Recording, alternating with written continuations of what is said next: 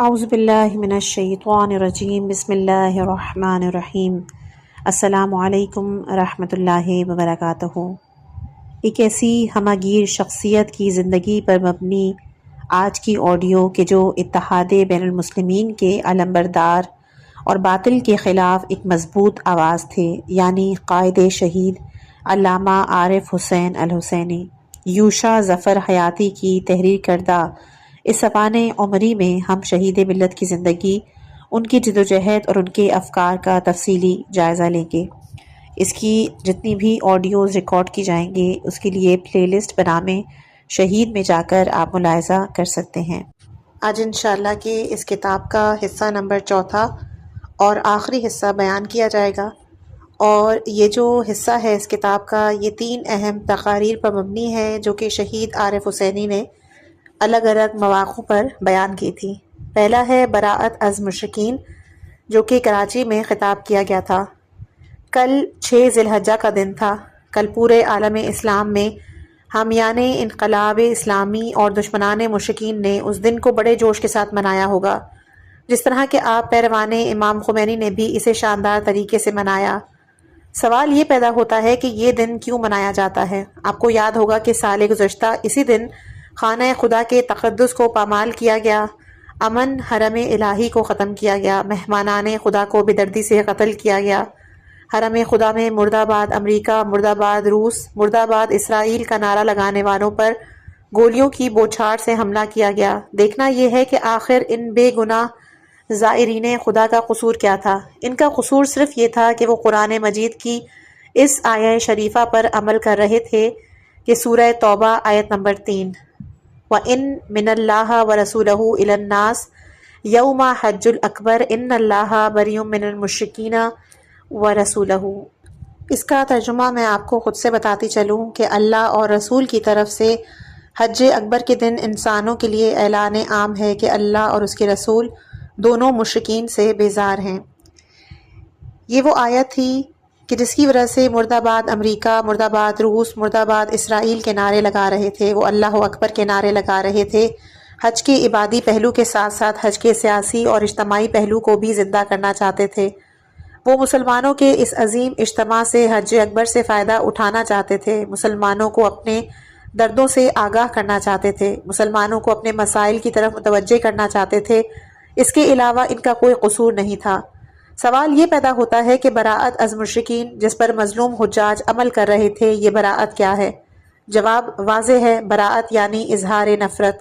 خداوند متعال نے حج کے موقع پر مشرکین سے اظہار براءت کرنا مسلمانوں پر واجب قرار دیا ہے۔ کیا قرآن کی آیت نص ہے یا نہیں؟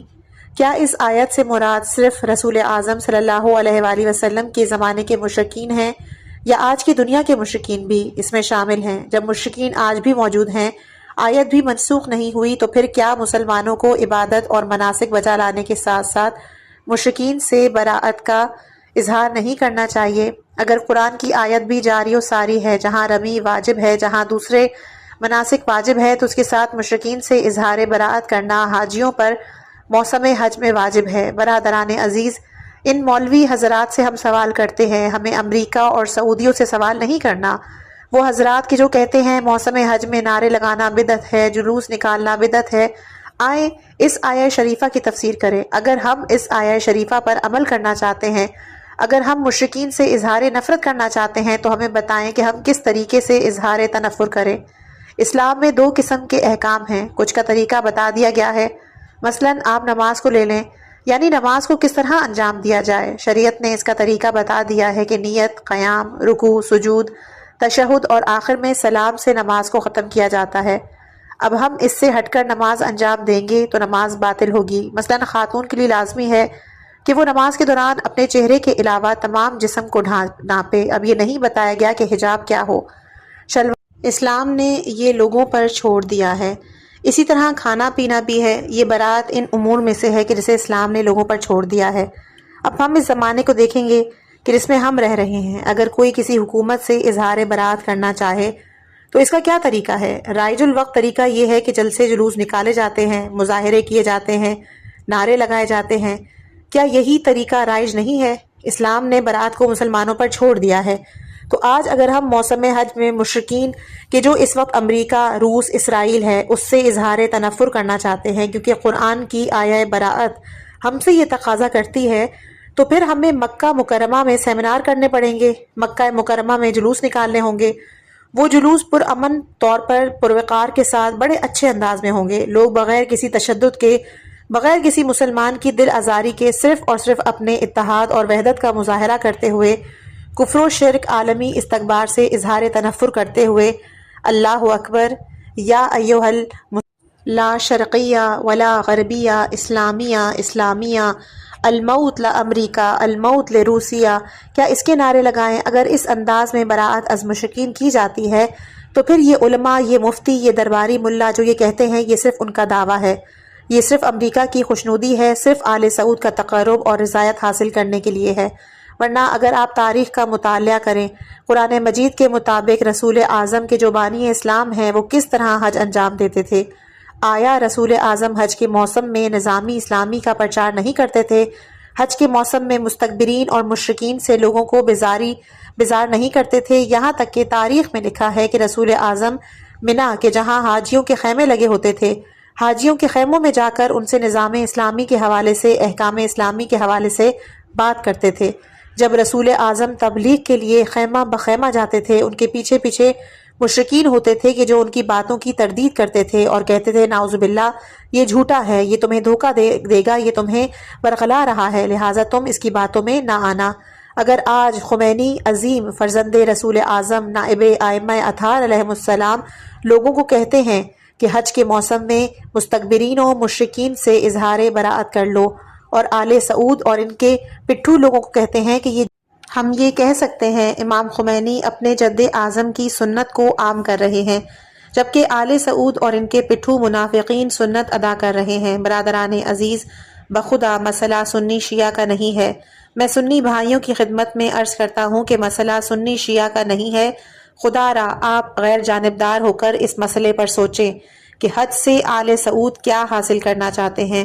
میں کل بریلوی بھائیوں کے اجتماع میں یہ بات عرض کر رہا تھا کہ آل سعود نے حج کو بے معنی اور بے مقصد بنا دیا ہے۔ اس طرح ہمارے حکمرانوں نے اعلان کیا ہے کہ ہم غیر جماعتی بنیادوں پر انتخابات کرائیں گے۔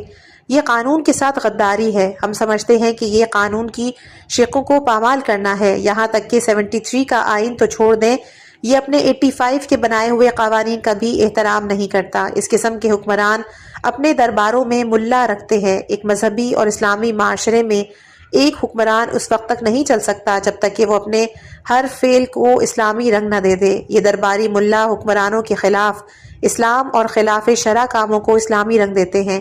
اسی طرح یہ ملا آل سعود کی غیر اسلامی حرکات کو اسلامی رنگ دے رہے ہیں۔ اس قسم کے لوگ کبھی نہیں دیکھتے کہ قانون کیا ہے، اپنی خواہشات کے مطابق کام کرتے ہیں، پھر اس کو قانونی رنگ دینے کے لیے اپنے پالتو افراد سے مدد لیتے ہیں۔ میں ایک صحافی ارشاد احمد حقانی کا تبصرہ پڑھ رہا تھا۔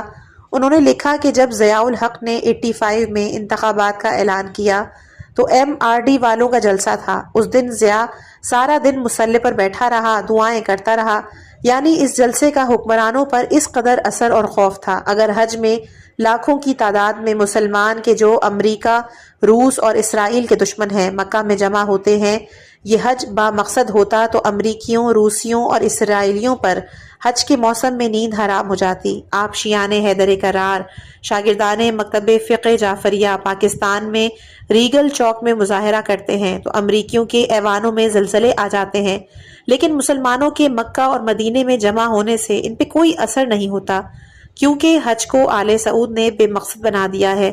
اس سے آپ اندازہ لگائیں، آج فرزند رسول اعظم امام خمینی حج کو رسول اعظم کے زمانے کے حج کی شکل میں لانے کی کوشش کر رہے ہیں، دوسری طرف آل سعود حج کو بے معنی اور بے مقصد بنا رہے ہیں۔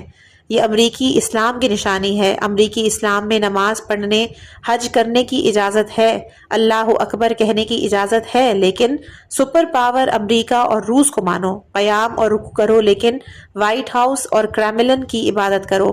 ہر نماز میں ایاک نعبد و ایاک نستعین پڑھو، لیکن ہر وقت دست گدائی واشنگٹن یا ماسکو کی طرف پھیلا ہوا ہو۔ حج میں کنکریوں کے ساتھ شیطان کو مارو، لیکن امریکہ، روس اور اسرائیل کے خلاف نعرہ نہ لگاؤ۔ یہ ہے امریکی اسلام۔ اگر ہم چاہتے ہیں کہ اسلام محمدی اسلامی ممالک میں قائم ہو جائے، ہمیں اسلام امریکہ کو راستے سے ہٹانا ہوگا۔ اس وقت اسلامی ممالک میں امریکی اسلام کو لانے والے یہ حکمران ہیں۔ یہی حکمران چاہتے ہیں کہ ان اسلامی ممالک میں امریکی اسلام ہو۔ امریکی اسلام میں درباری ملاؤں کو زکوٰۃ سے بھی پیسہ ملے گا، مراعات بھی ملیں گی۔ آیا بادشاہت کا نظام اسلام میں ہے؟ ہمارے حکمران یہی امریکی اسلام ہم پر مسلط کرنا چاہتے ہیں۔ اس اسلام میں امریکہ کی بالادستی ہوگی۔ جس اسلام کی ضیاء الحق بات کرتا ہے، اس میں امریکہ کی بالادستی ہوگی اور نام صرف اسلام کا ہوگا۔ ہماری بدبختی ان نااہل حکمرانوں کی وجہ سے ہے، لیکن آپ دیکھیں گے کہ فلسطین کے مسئلے کے حوالے سے، ایران عراق جنگ کے حوالے سے اگر ہمارے ان حکمرانوں میں مسلمانوں کے لیے درد ہوتا تو یہ کبھی بھی اپنے اجتماعات میں اسلام اور مسلمانوں کے مفادات کے خلاف فیصلے نہ کرتے۔ اردن میں جو کانفرنس ہوئی، کیا اس میں اسرائیل کے خلاف فیصلہ کیا؟ نہیں، بلکہ فیصلہ کسی اور کے خلاف ہوا، اسرائیل کا نام تک نہیں لیا گیا۔ مسلمان ممالک کے وزرائے خارجہ کی جو میٹنگ ہوئی تھی، اس میں اسرائیل کے خلاف کوئی اقدام نہیں ہوا۔ فیصلہ ہوا کہ حاجیوں پر پابندی لگائی جائے، حاجیوں کی تعداد کو کم کیا جائے۔ اسلام نے قرآن میں حج واجب نہیں کیا ہے۔ سورہ آل عمران کی آیت نمبر 97 میں ہے، اللہ کے لیے لوگوں پر اس گھر کا حج کرنا واجب ہے اگر اس راہ کی استطاعت رکھتے ہوں۔ تو پھر یہ کیسے حاجیوں کے کوٹے میں کمی کا فیصلہ کرتے ہیں؟ اسرائیلی گولیاں برسا کر ہمارے نوجوانوں کو شہید کرتے ہیں، ناموس کی بے عزتی کرتے ہیں، مسجد اقصیٰ کی بے حرمتی کرتے ہیں۔ عرب حکمرانوں اسرائیلیوں کے خلاف قرارداد پاس نہیں کرتے، بلکہ جمہوری اسلامی ایران کے جو صحیح معنوں میں امریکہ اور اسرائیل کا دشمن ہے، اس کے خلاف قرارداد پاس کرتے ہیں۔ ان مسائل کی وجہ سے آج حالات اس قدر بگڑ گئے ہیں کہ ایران اسلامی کے وہ عظیم راہبر کے جو کفر کے ساتھ ایک منٹ کے لیے بھی بات کرنے کو تیار نہیں تھے، خون کے آخری قطرے تک یا عراق کی مکمل آزادی تک جنگ کا تہیہ کر چکے تھے۔ ان نااہل حکمرانوں کی وجہ سے، ان عرب حکمرانوں کی ضد اسلام رویے کی وجہ سے، استکباری اور طاغوتی طاقتوں کی سازشوں کے نتیجے میں، بقول امام خمینی کہ اس چیز کو میں نے قبول کیا ہے جو میرے لیے زہر کے جس طرح حضرت محمد مصطفیٰ صلی اللہ علیہ وآلہ وسلم کو حالات اور شرائط کی وجہ سے اس معاہدے کو قبول کرنا پڑا، جس کی وجہ سے رسول اکرم کو صلح حدیبیہ پر دستخط کرنا پڑے، اسی طرح آج نااہل حکمرانوں کی وجہ سے اگر ان میں جرأت ہوتی، اگر ان میں انصاف ہوتا، اگر یہ اسلام اور مسلمانوں کے مفادات کو مد نظر رکھتے تو یہ حالات پیدا نہ ہوتے۔ کون نہیں جانتا کہ جارے عراق ہے؟ کون نہیں جانتا کہ عراق نے کیمیائی ہتھیاروں سے جنگ شروع کی؟ کس کو پتا نہیں کہ سمندر میں خلیج فارس میں جنگ عراق نے شروع کی؟ کس کو پتا نہیں ہے کہ ساری برائیوں کی جڑ صدام ہے؟ سب کو پتا ہے، سب جانتے ہیں، زندہ ضمیر، بیدار اہل دل، اہل عقل سب جانتے ہیں۔ جنگ کا فیصلہ سلامتی کونسل، UNO، اسلامی تنظیم، غیر جانبدار تحریک کے بس کی بات نہیں۔ آپ نے دیکھ لیا کہ امریکہ خیانت کار نے ایران کا مسافر بردار طیارہ گرا کر بے گناہ بچوں، خواتین اور مردوں کا قتل عام کیا۔ اس قدر بڑا جرم کیا کہ خود یورپی ممالک کے لوگ امریکہ کی مذمت کیے بغیر نہ رہ سکے۔ لیکن سلامتی کونسل نے کیا قرارداد پاس کی؟ آیا مذمت کی؟ نہیں، صرف یہی کہا کہ ہم افسوس کرتے ہیں۔ جس ادارے کی حالت یہ ہو تو آپ بتائیں کہ یہ کس طرح مظلوموں کو انصاف دلا سکتے ہیں؟ جس دنیا میں ہم رہتے ہیں، اس میں لوگ صرف زور کی زبان سمجھتے ہیں، دلیل اور برہان کو نہیں سمجھتے۔ جس طرح صلح حدیبیہ میں صلح حسن مجتبیٰ میں اسلام اور مسلمانوں کے لیے مفید اور مثبت نتائج ظاہر ہوئے، امید ہے، یقین ہے کہ ان حالات اور شرائط کے نتیجے میں جمہوری اسلامی پر مثبت اثرات ہوں گے۔ برادران عزیز، اگر جنیجو کے ساتھیوں پر الزام یہ تھا انہوں نے رشوت لی ہے، پلاٹ لیے ہیں، بخدا مجھے پتا ہے، نام نہیں لوں گا، مارشل لاء کے دور میں جنرل اور کرنل حضرات کو نہ صرف ایک شہر میں بلکہ لاہور میں، کراچی میں، اسلام آباد میں، ملتان میں، ہر شہر میں متعدد پلاٹ الاٹ کیے گئے۔ اگر یہ پلاٹ اسمبلیوں کے نمائندوں کے لیے رشوت تھی، ناجائز تھے، تو پھر ان کرنل حضرات کے لیے کیسے جائز ہو گئے؟ ہمیں یہ منطق سمجھ میں نہیں آتی۔ اگر جنیجو کی حکومت کو انہوں نے صرف اس حوالے سے برخاست کر دیا کہ ملک میں امن نہیں ہے، خود اس کے زمانے میں کس قدر فسادات ہوئے، فرقہ واریت کے حوالے سے ہو یا لسانیت و قومیت کے حوالے سے ہو، جب سے انہوں نے وہ حکومت ختم کر کے دوبارہ نئی حکومت قائم کی ہے، آپ مجھے بتائیں کہ آیا سندھ اور دوسری جگہوں پر امن و امان ہے؟ ہم تنبیہ کرتے ہیں کہ اگر مسلمان بیدار نہ ہوئے تو یہ فسادات کو انتخابات کے ملتوی کرنے کا بہانہ بنائیں گے۔ ہم سنی شیعہ مذہبی اور سیاسی افراد اور تنظیموں سے گزارش کرتے ہیں محرم سفر میں ہوشیار اور بیدار ہو کر ان فسادیوں کو موقع نہ دیں کہ وہ فساد کرا کر انتخابات کو ملتوی کرنے کا بہانہ بنائیں۔ وہ کہتے ہیں ہم نے اس وجہ سے جماعتی انتخابات نہیں کروائے کیونکہ پارٹیوں کو کون سمجھتا اور جانتا ہے۔ یہ بات ہم سمجھتے ہیں لیکن تفصیلاً گفتگو نہیں کرنا چاہتا۔ صرف اتنا عرض کرتا ہوں کہ مسئلہ یہ نہیں ہے بلکہ مسئلہ یہ ہے کہ آزاد افراد کو خریدنا آسان ہے، لیکن اگر پارٹی کی بنیاد پر لوگ آئیں گے تو تمہارے لیے انہیں خریدنا مشکل ہے۔ اس لیے آپ غیر جماعتی بنیادوں پر انتخاب کرا رہے ہو۔ جو غیر جماعتی بنیادوں پر آئے گا اس کے پیچھے کوئی نہیں ہوگا۔ لالچ کے ذریعے، دھمکیوں کے ذریعے ان کو اپنے لیے استعمال کر سکتے ہو۔ برادران عزیز، ہمیں ہوشیار اور بیدار رہنا چاہیے۔ یہ کبھی اسلام کے حوالے سے باتیں کرتے ہیں، کبھی جمہوریت کے حوالے سے۔ یہ سب دھوکہ ہے، فریب ہے۔ ہم خود سمجھتے ہیں کہ ہمارے اس قسم کے اجتماعات کا مقصد اسلام دشمنوں سے، خواہ وہ کفر کے لباس میں ہوں یا نفاق کے لباس میں، ان سب سے اظہار تنفر کرنا ہے۔ برادران عزیز، آج اگر ہم حرکت نہیں کریں گے، آل سعود کے مسئلے کو جدیت کے ساتھ نہیں اٹھائیں گے، پتہ نہیں آل سعود حج کو کون سی شکل دے دے۔ آج انہوں نے صرف فلسطینیوں، لبنانیوں، ایرانیوں کو حج سے منع کیا ہے۔ اگر ہم نے سستی کی اور اس مسئلے کو سنجیدگی سے نہ لیا، ہم نے صدائے احتجاج بلند نہ کی، ہو سکتا ہے کہ آئندہ سال ہم پر بھی پابندی لگا کر ہمیں حج کے عظیم فوائد اور برکات سے محروم کریں۔ آل سعود کا کوئی اعتبار نہیں ہے، اس لیے کہ ان کی اپنی کوئی پالیسی نہیں، وہ امریکہ کی پالیسی پر عمل کرتے ہیں۔ برادران عزیز، ہمیں اس بات پر دکھ ہے، اگر کسی جگہ پر ایک دو آدمی مر جاتے ہیں تو دنیا والے شور مچاتے ہیں، اخبارات میں، رسالوں میں ان کے چرچے ہوتے ہیں۔ حرم خدا میں، مسجد الحرام میں نہتے بے گناہ حاجی، معصوم عورتیں، معصوم بچے، معذور افراد سینکڑوں کی تعداد میں قتل ہوئے، دنیا پر اثر ہی نہیں ہوتا۔ سب سے بڑھ کر حرم خدا کی حرمت پامال کی جاتی ہے، انہیں کچھ نہیں کہا جاتا۔ برادران عزیز، ان مسائل کی طرف ہم کو توجہ کرنی چاہیے۔ اگر ہمیں حج سے صحیح فائدہ اٹھانا ہے تو پھر مکہ، مدینہ، حرمین شریفین ایسے افراد کے ہاتھوں میں ہونے چاہیے کہ جو مسلمانوں کے صحیح نمائندے ہوں، جو امریکہ کے نمائندے نہ ہوں، جو متقی اور پرہیزگار ہوں۔ آل سعود کے جن کے گھروں میں فساد ہے، فحشا ہے، امریکہ میں ان کے محلوں کو دیکھیں، ان کے شہزادوں کو دیکھیں، حتیٰ مغربی امراء و رؤسا اس قسم کی برائیاں نہیں کرتے کہ جو آل سعود کے یہ شہزادے کرتے ہیں۔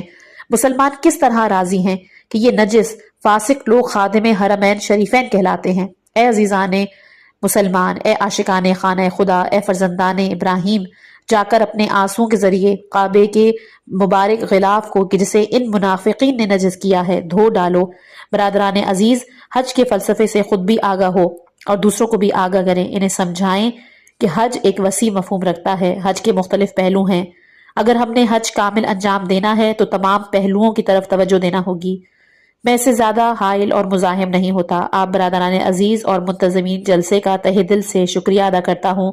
استدعا کرتا ہوں کہ شہداء کے لیے سورہ فاتحہ تلاوت فرمائیں۔ اس کے بعد اگلا ہے سیمینار نجات از اسرائیل۔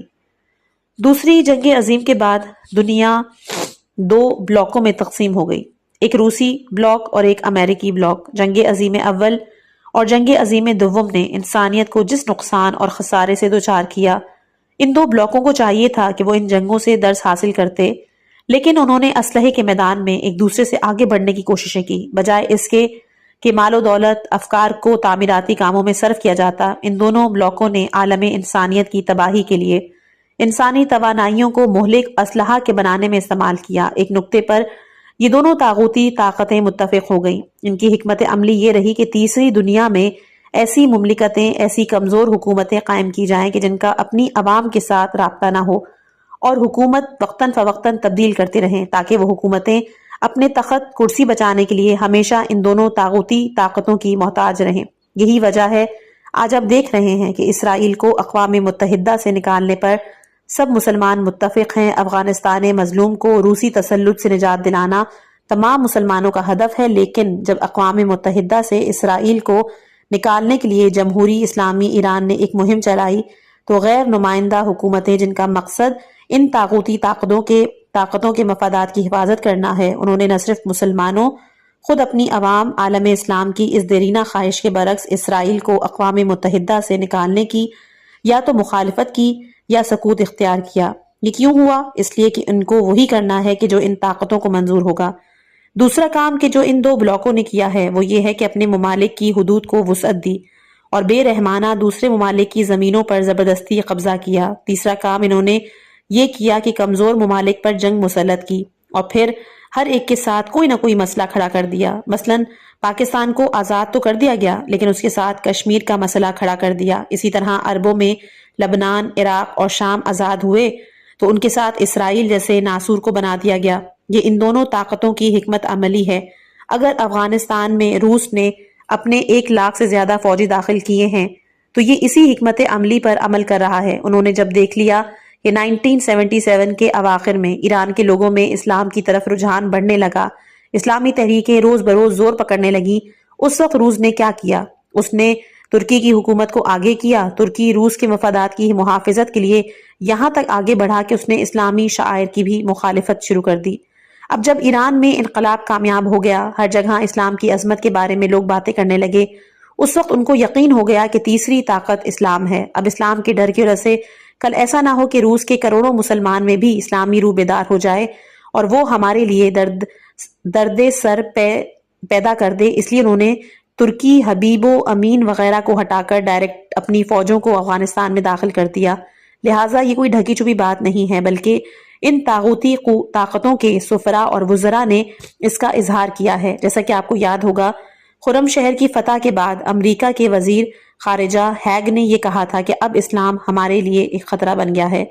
ہم آج دیکھ رہے ہیں افغانستان میں روس داخل ہو کر ہمارے خون، ناموس، ہمارے مال کے ساتھ کھیل رہا ہے، تو یہ اسلام کے خوف کی وجہ سے ہے۔ لیکن ہم کس طرح اس کا اظہار کر سکتے ہیں؟ کیا ایک قرارداد کے ذریعے ہم افغانستان کے مسئلے کو اقوام متحدہ کے سپرد کر کے اس سیاسی اڈے پر اپنے مسائل کو حل کر سکتے ہیں؟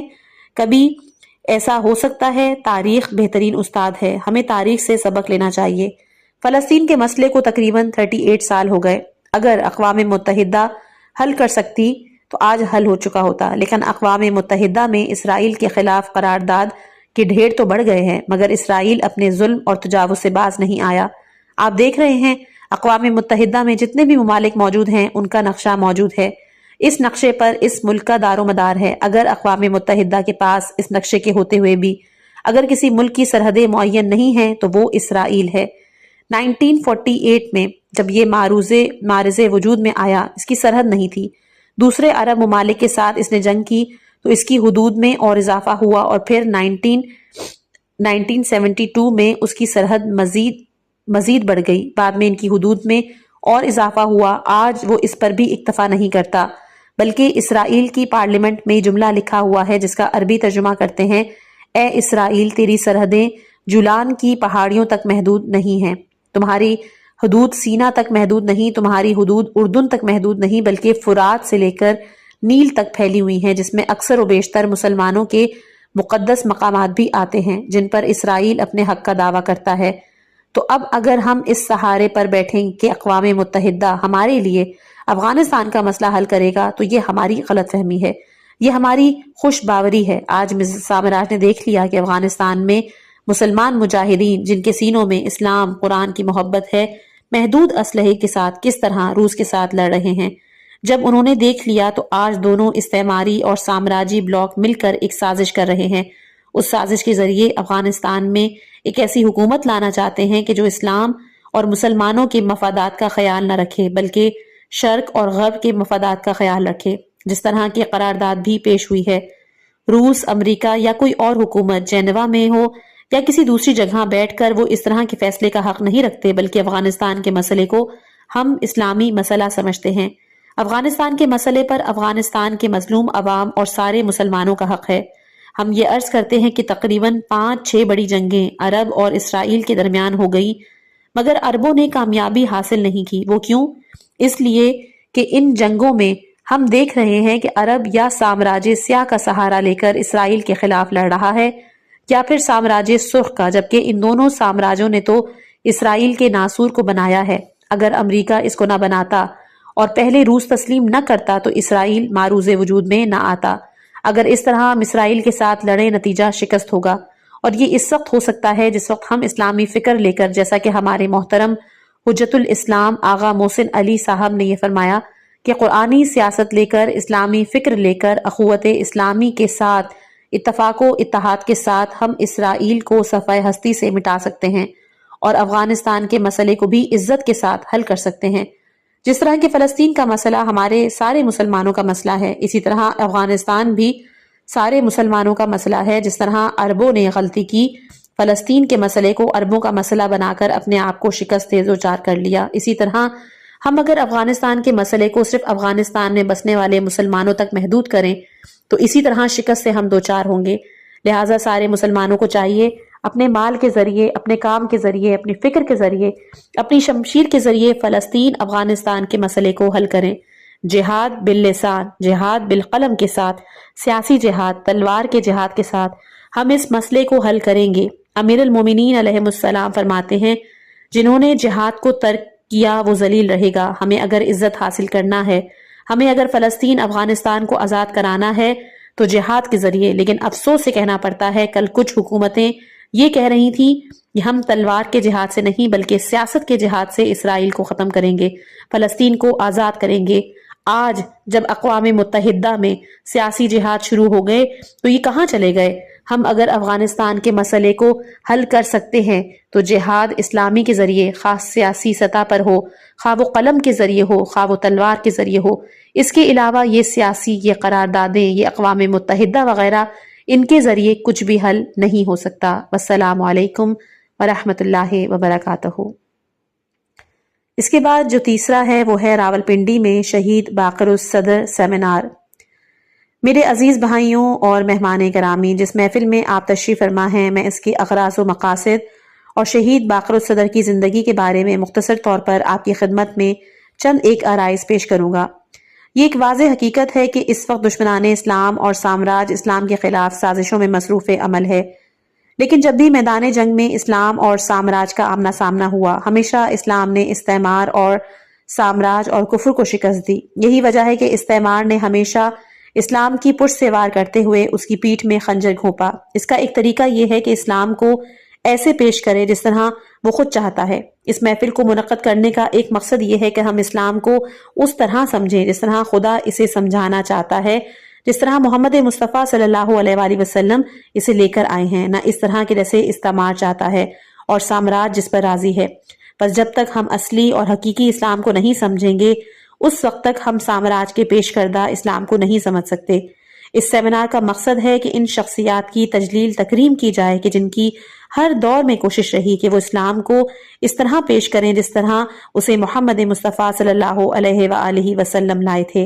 انہی شخصیات میں سے ایک شہید محمد باقر الصدر بھی تھے، جنہوں نے اپنے قلم، اپنی زبان کے ساتھ، اپنے خون کے ساتھ حقیقی اسلام کو معاشرے کے سامنے پیش کیا۔ استعمار کی سازشوں کو ناکام بنانے کے لیے ضروری ہے کہ ہم اس طرح کے سیمیناروں کا اہتمام کریں، ایسی محافل منعقد کریں جن سے معاشرے کے سامنے حقیقی اسلام کو پیش کیا جا سکے، جیسا کہ اس وقت ہمارے دوستوں نے اس سیمینار کا اہتمام کیا ہے تاکہ شہید باقر الصدر کے افکار کے ذریعے ہم اصلی اسلام کو پہچانیں۔ اگر ہم نے اصلی اسلام کو پہچان لیا، خود بخود اس اسلام کو پہچان لیں گے اور اسے رد کر دیں گے جو مشرکین اور کفار نے پیش کیا، اور وہ چاہتے ہیں کہ اسے ہمارے جوانوں کے ذہنوں میں داخل کریں۔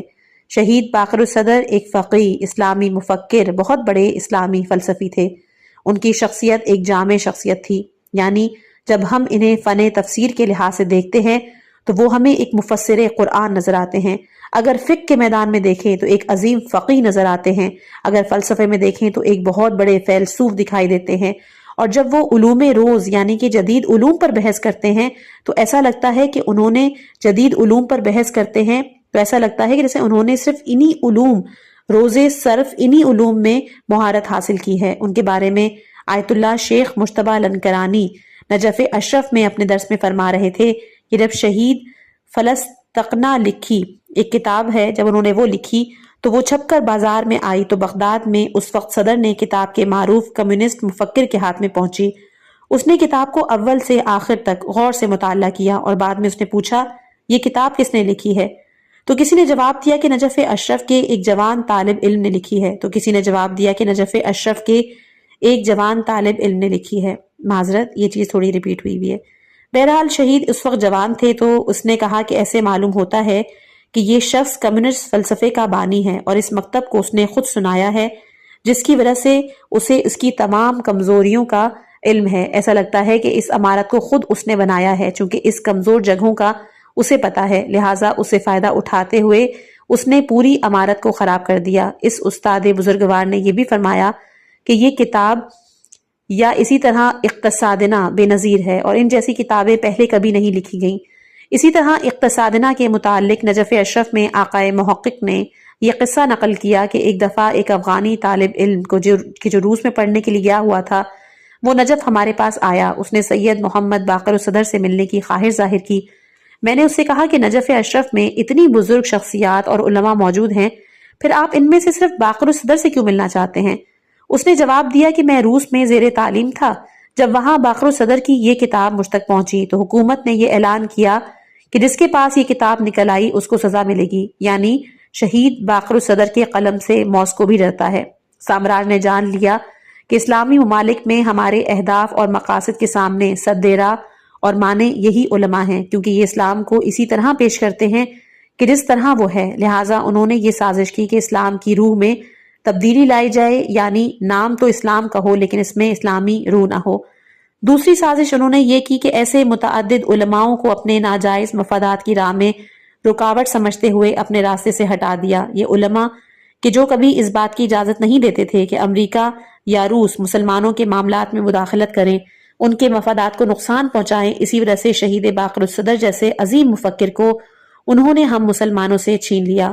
اب ہم یہاں پاکستان اور دیگر ممالک سے اس لیے جمع ہوئے ہیں تاکہ ہم نظام اسلام، اقتصاد اسلام، فلسفہ اسلام اور دیگر موضوعات کو شہید باقر الصدر کے افکار کی روشنی میں دیکھیں کہ جو واقعاً ایک صحیح اسلامی مفکر تھے، پھر اسی کو اپنے لیے مشعل راہ بنا کر دشمنان اسلام اور سامراج کی سازشوں کو ناکام بنا دیں۔ والسلام علیکم ورحمۃ اللہ وبرکاتہ۔ مثالی شخص، یہاں پر ہم شہید کی زندگی کے کچھ واقعات نقل کر رہے ہیں کہ جو ہمارے لیے یقیناً مشعل راہ ہیں اور سیرت ائمہ معصومین علیہم السلام کی زندگی پر عمل کرنے والے افراد کی سیرت کا عملی نمونہ ہیں۔ عکس جمال یار بھی کیا تھا کہ دیر تک آئینے قمر یوں کی طرح بولتے رہے۔ تحریک کے دفتر کے آغاز پر دفتر میں زیادہ وسائل موجود نہیں تھے۔ کمرے میں دریاں بچھی ہوتی تھیں جن پر دن بھر تحریک کے امور انجام پاتے اور رات میں ملازمین اور شہید قائد آرام کیا کرتے تھے۔ ایک دن رات کی کسی پہر آپ نیند سے بیدار ہوئے، نماز شب ادا کرنے دوسرے کمرے میں چلے گئے۔